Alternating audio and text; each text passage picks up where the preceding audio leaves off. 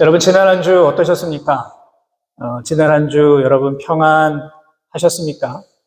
하나님 앞에 영화롭게 하나님을 기쁘시게 하는 삶을 살고 오늘 이 자리에 오셨습니까? 참 궁금합니다. 우리가 세상을 이렇게 살아가면서 근심도 없고 걱정도 없고 고민도 없이 그렇게 살아가면 참 좋겠지만 어쩐 일인지 여러분 우리들의 삶에는요 이런저런 일들이 계속해서 생겨납니다. 어찌 보면 한순간도 편한 날이 없다라고 하는 마음이 들 때가 있기도 합니다.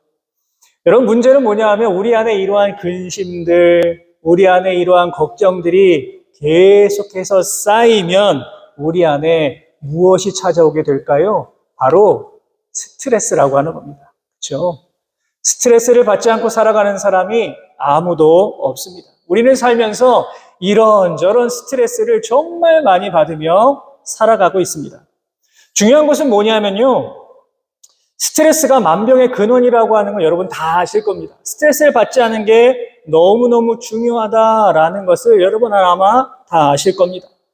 이 스트레스가 우리 몸에 쌓이고 쌓이면 우리 안에 좋지 않은 영향을 끼친다고 합니다. 과학적으로 그러한 연구도 있습니다. 우리가 스트레스를 받게 되면 우리 몸 안에서요 호르몬이 분비가 된답니다. 아드레날린과 코르티솔이라고 하는 그런 이 호르몬이 분비가 되는데 문제는 뭐냐 하면 우리가 스트레스를 너무 많이 받게 되면 이 호르몬이 과도하게 분비가 되는 겁니다. 그리고 이 호르몬이 우리 몸 안에서 아주 좋지 않은 여러 가지 병의 원인이 될 수도 있다라고 하는 그러한 연구가 있다고 합니다. 그러니 중요한 게 뭡니까? 여러분 스트레스를 받으면 그 스트레스를 빨리 푸셔야 됩니다. 푸셔야 됩니다. 자, 그렇다면 여러분들은 어떻게 스트레스를 풀고 계십니까? 내가 스트레스를 받았다. 그러면 여러분 어떻게 풀고 있는가? 여러분 꼭 한번 돌아보십시오. 사실 저는요 어저께 엄청난 스트레스를 받았습니다. 정말 너무너무 심각한. 제가 어제 뭔가 글을 쓸 일이 있었어요. 그래가지고 아침부터 제가 한 3시간여 정도 글을 쓰고 편집하고 다듬고 교정하고 이렇게 준비를 했습니다. 그런데 제가 이제 다 준비를 마치고 컴퓨터를 끄면서 제가 그 문서를 저장해야 되는데 끝내기 전에 저장하시겠습니까? 이러한 메시지가 뜨면 제가 네를 눌러야 되는데 아니요를 누르는 겁니다. 아니요. 제가 그게 딱 끄고 나서 생각이 나는 거예요. 그래가지고 부랴부랴 다시 켜서 내가 조금 전에 작성한 문서를 찾아봤는데 문서가 있을까요? 없을까요? 없는 거예요. 여러분 어떠한 상황인지 아시겠죠? 제가 막 한 3시간 글을 투자했는데 그 글이 다 날아가 버린 겁니다. 엄청 스트레스를 받아서 제가 막 집에 막하는데 막 이러면서 이렇게 스트레스를 조금 부렸는데 제가요 그 스트레스가 다 풀렸습니다. 풀어졌습니다. 어떻게 풀려졌을까요? 그것은 바로 어저께 너무나도 아름다운 찬양을 들으면서 제가 그 모든 스트레스를 다 날릴 수 있었습니다. 우리 김혜숙 권사님을 비롯해서 더 콰이어 미션의 창단 콘서트가 있었는데 저녁에 거기를 갔거든요. 한 10몇 곡의 아름다운 찬양과 노래를 불러주시는데 그 아름다운 선율과 멜로디와 이 단원들의 열정 이런 것들을 막 느끼니까요 너무 은혜가 되는 겁니다.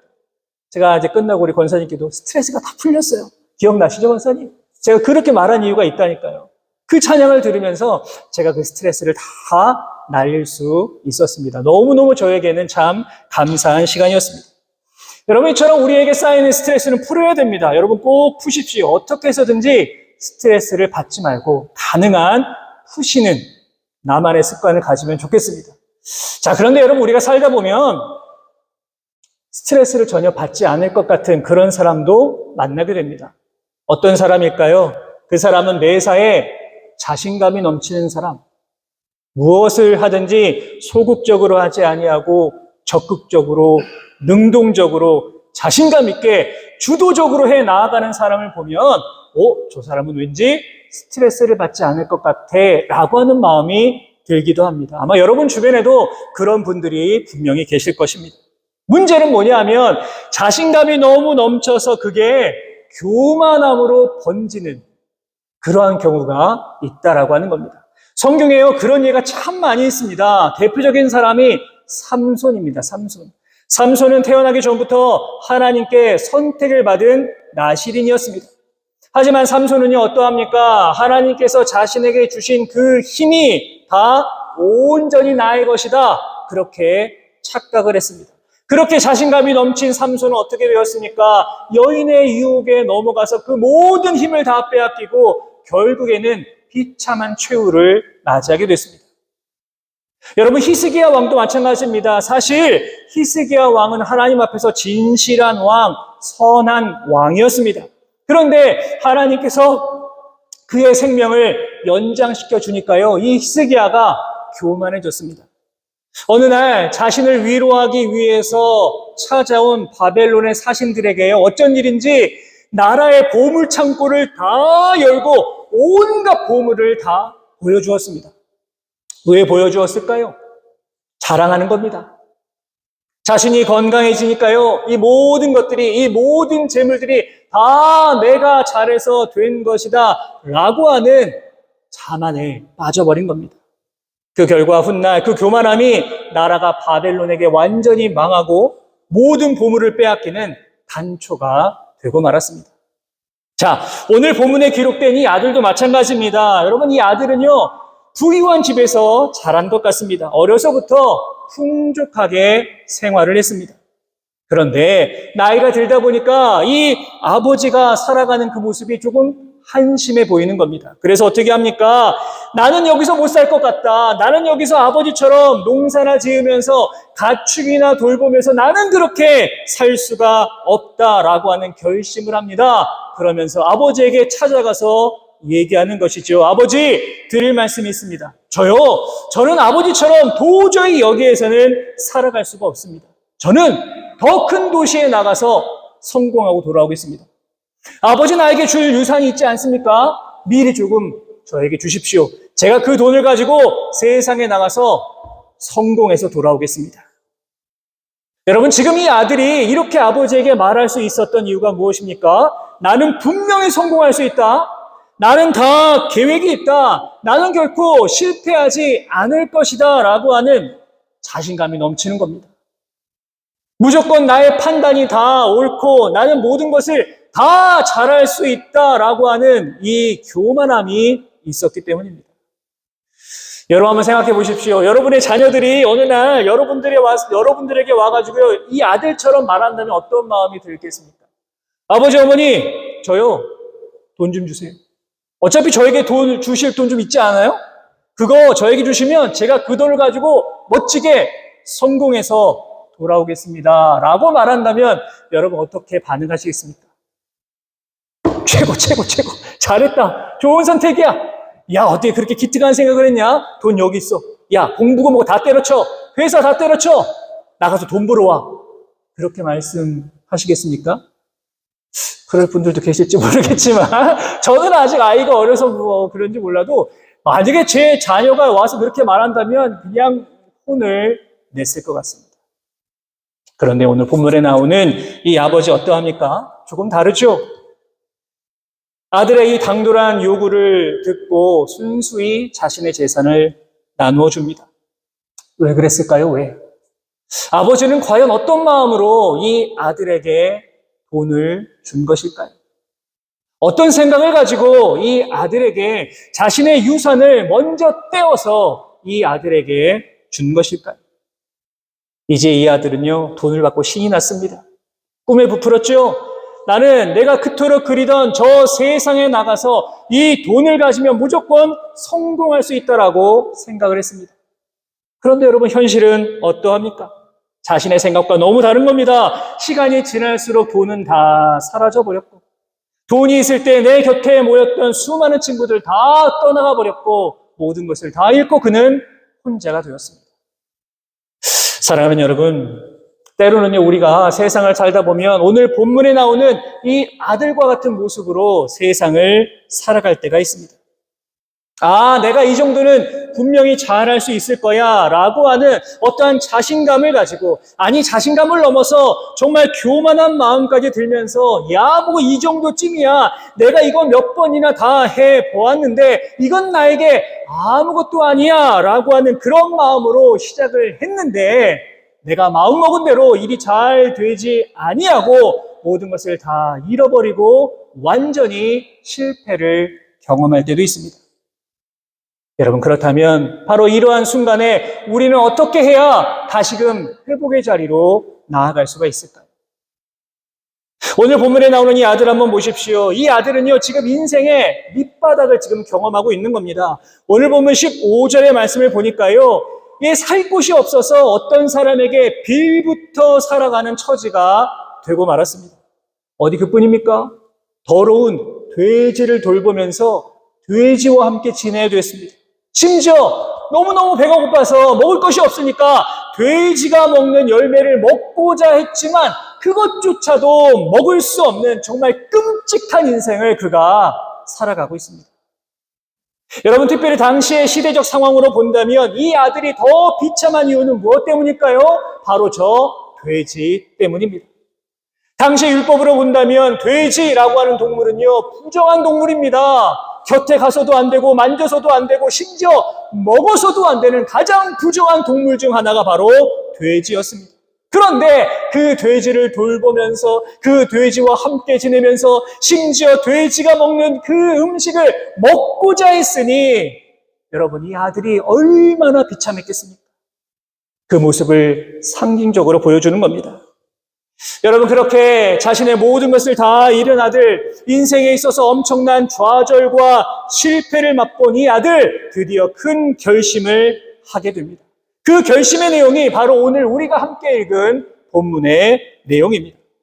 여기서 우리는요, 다시금 회복할 수 있는 중요한 비결을 발견하게 됩니다. 그 첫 번째 비결은 뭡니까? 바로 스스로 돌이키는 것입니다.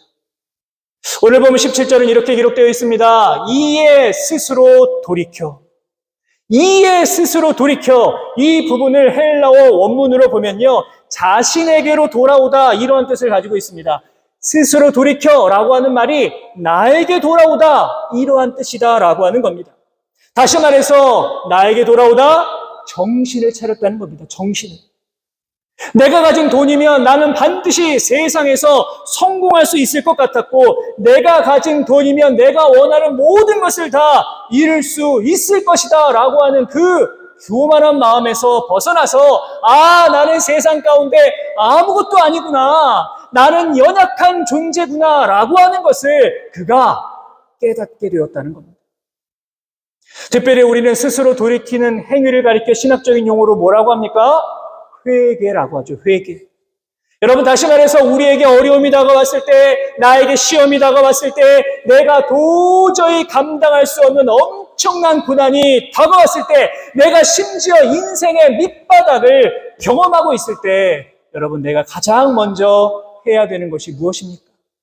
그것은 바로 스스로 정신을 차리고 하나님께 회개하는 것입니다.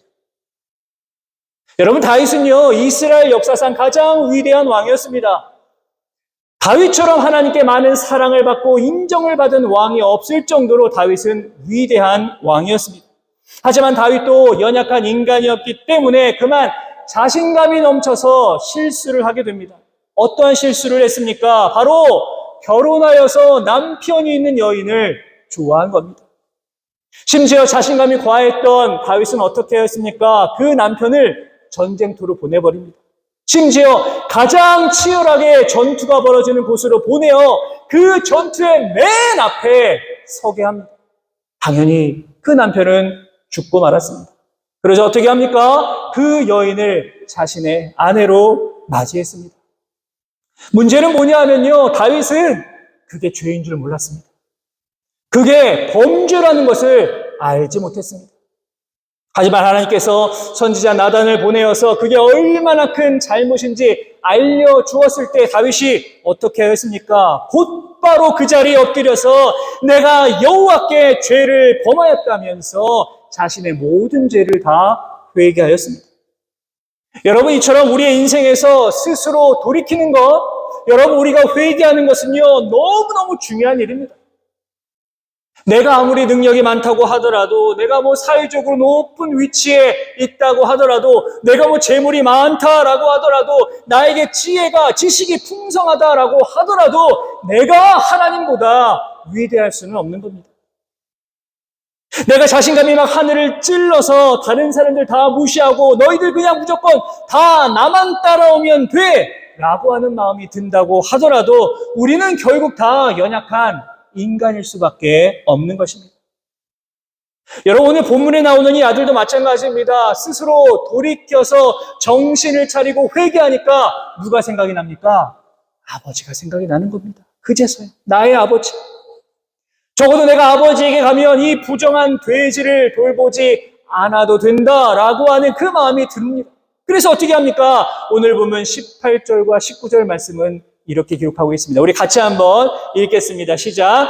내가 일어나 아버지께 가서 이르기를 아버지, 내가 하늘과 아버지께 죄를 지었사오니 지금부터는 아버지의 아들이라 일컬음을 감당하지 못하겠나이다. 나를 품꾼의 안으로 보소서 하리라 하고. 아들의 결심이 뭡니까?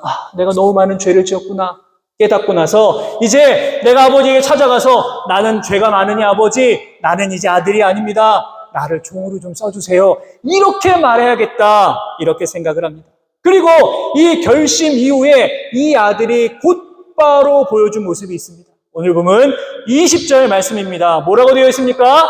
이에 일어나서 아버지께로 돌아가니라. 이에 일어나서 아버지께로 돌아가니라 기록되어 있습니다.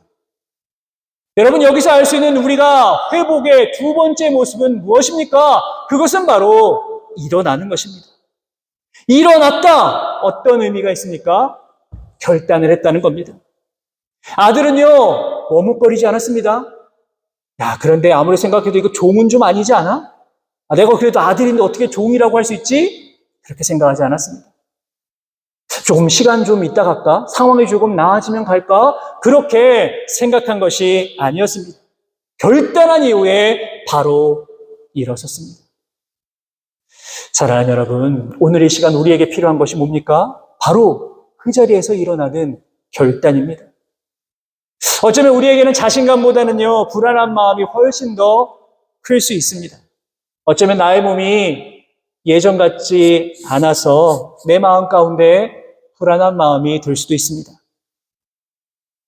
때로는 나의 삶 속에서 벌어지는 수많은 여러 가지 일들 때문에 내 마음이 너무나 불편할 수도 있습니다. 그런데 이렇게 어려운 순간에 정말로 우리에게 필요한 것, 우리가 기억해야 될 것은 좌절과 실망과 낙담과 포기가 아니라 무엇입니까? 바로 일어나는 것입니다. 아버지를 향해 일어나 걸어가는 것입니다. 바라기는 여러분, 오늘 이 시간이 아버지를 향해 여러분들이 스스로 일어설 수 있는 귀한 시간이 될 수 있기를 주님의 이름으로 부탁을 드립니다. 여러분, 지금 내가 안고 있는 여러 가지 불안한 마음들, 내가 지금 안고 있는 여러 가지 삶의 문제들로 인하여서 여러분 혼자 아파하지 마시고 고민하지 마시고 이제 주님 앞에 그 모든 것들을 다 내려놓으시고 주님을 향하여서 과감하게 일어서실 수 있는 우리 모든 성도 여러분 되시기를 주님의 이름으로 부탁을 드립니다. 자, 이제 이 아들은요, 일어나서 그 인생의 밑바닥에서 스스로 돌이켜서 회개하고 결단하고 일어나 아버지를 향해 갑니다. 자, 그런데 그렇게 아버지를 향해 가는데 누군가 저 멀리에서 뛰어오죠. 누가 뛰어옵니까? 아버지입니다. 연로하신 나의 아버지가 나를 향해 나를 보고 뛰어오고 있습니다. 오늘 보면 20절은 이렇게 기록하고 있습니다. 우리 빨간색 글씨만 함께 읽겠습니다. 시작. 아직도 거리가 먼데 목을 안고 입을 맞추니. 오늘 본문을 잘 보십시오. 아직도 거리가 멉니다. 저 멀리. 그럼에도 불구하고 아버지는 나를 보고 나를 향해 달려오고 있습니다. 여러분, 어떻게 이 아버지가 아들을 봤을까요? 한번 생각해 보십시오. 어떻게 보게 된 것일까요? 어쩌다가 우연히 지나가다가 아들을 보았을까요? 결코 그렇지 않습니다. 아버지는 아들을 기다렸던 겁니다. 그 자리에서. 오늘 올까? 내일 올까? 아버지는 그 자리에서 떠나지 않고 계속해서 그 아들을 기다렸던 것입니다. 그렇게 아들을 만난 아버지. 이 아들은 아버지에게 이렇게 말하죠. 오늘 보면 21절입니다. 아들이 이르되 아버지 내가 하늘과 아버지께 죄를 지었사오니 지금부터는 아버지의 아들이라 일컬음을 감당하지 못하겠나이다 하나. 자, 오늘 보면 21절 잘 보십시오, 여러분. 이 아들의 고백은 자신이 처음에 했던 결심과 완전히 다릅니다. 조금 다릅니다. 뭐가 다를까요? 잘 생각해 보십시오. 아들의 결심은 이렇게 하여 있습니다. 지금부터는 아버지의 아들이라 일컬음을 감당하지 못하겠나이다 하고 나를 품꾼의 아내로 보소서 하리라 이렇게 다짐을 합니다. 그런데 아버지를 만난 아들은요, 이 말을 쏙 빼버립니다. 나를 품꾼의 아내로 보소서 이 말은 하지 않습니다. 왜 그랬을까요? 왜? 아들은 이렇게 결심을 했는데 왜 나를 품꾼의 아내로 보소서 이 말을 빼버린 것일까요? 바로 여기에 회복의 세 번째 비결이 있습니다. 그것은 바로 아버지의 사랑을 깨달았기 때문입니다. 아들은요, 자신을 따뜻하게 안아주는 아버지의 손길을 통하여서 아버지의 사랑을 느꼈습니다. 아버지가 나를 얼마나 사랑하는지, 아버지가 나를 얼마나 그리워했는지, 아버지가 나를 얼마나 기다렸는지 깨닫게 된 것입니다. 사랑하는 여러분, 우리 주님께서는 지금 이 시간에도 나를 기다리고 계시다라는 것을 기억하시기를 바랍니다. 우리가 어떠한 실패를 경험한다라고 하더라도, 어떤 고민을 하고 있다고 하더라도, 어떤 좌절의 순간을 경험한다고 하더라도, 심지어 내가 아버지의 마음을 너무나 아프게 했다라고 하더라도 여전히 아버지는 나를 기다리고 계십니다. 그 이유가 무엇입니까? 바로 나를, 여러분들을 너무나 사랑하시기 때문입니다. 이제 우리가 해야 될 일은 무엇입니까? 이 아버지의 사랑을 깨닫고 스스로 돌이키고 일어나서 아버지를 향해 나아가는 것입니다. 그렇게 나아갈 때 우리 주님께서는 나를 알아보시고 저 멀리에서부터 달려오셔서 저렇게 나를 꽉 안아 주실 것입니다. 이제 오늘 우리에게 주신 말씀을 기억하면서 우리가 결단하는 마음으로 이렇게 고백했으면 좋겠습니다. 일어나 아버지께로 가자. 읽겠습니다. 시작. 일어나 아버지께로 가자. 다시 한번 일어나 아버지께로 가자. 기도하겠습니다.